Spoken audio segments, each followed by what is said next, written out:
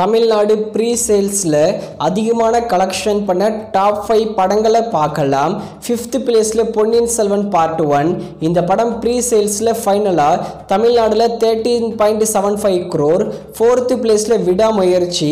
இந்த படம் Tamil Nadu final pre சேலில் 16.5 crore. 3rd பிளேஸில் பீஸ்ட்.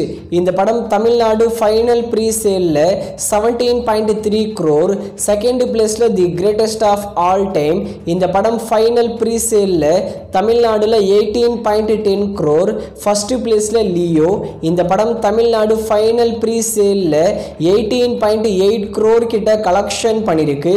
ஃபர்ஸ்ட் 3 பிளேஸ் லிஸ்ட்ல தளபதியும் 4th பிளேஸ்ல அஜித் குமாரோடைய விடாமுயற்சி படம் வந்திருக்கு. ஜோனு சூப்பர் ஹிட் படத்தில் நடித்தவர் தான் ரியோ.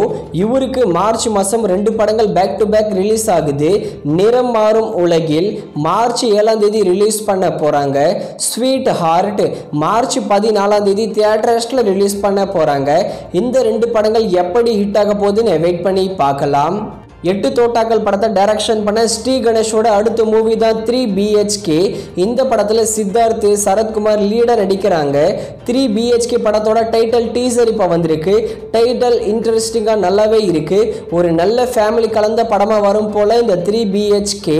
அடுத்ததா டாக்கு மகாராஜ். இந்த படத்தில் பாலையா தான் லீடாக நடிச்சிருக்காரு. இந்த படம் 100 கோடி மேலே கலெக்ஷன் பண்ணி பிளாக் பஸ்டர் ஹிட் ஆகியிருக்கு. இந்த டாக்கு மகாராஜ் படத்தோட டிஜிட்டல் ரைட்ஸை நெட்ஃப்ளிக்ஸ் தான் வாங்கியிருக்காங்க. வர பிப்ரவரி 9ஆம் தேதி டாக்கு மகாராஜ் படத்தை நெட்ஃப்ளிக்ஸில் ஸ்ட்ரீமிங் பண்ண போகிறாங்க. ஸ்ட்ரீமிங் ஆகும்போது தமிழ் டப்பிங்லையும் ரிலீஸ் ஆகும் இந்த டாக்கு மகாராஜ் படம்.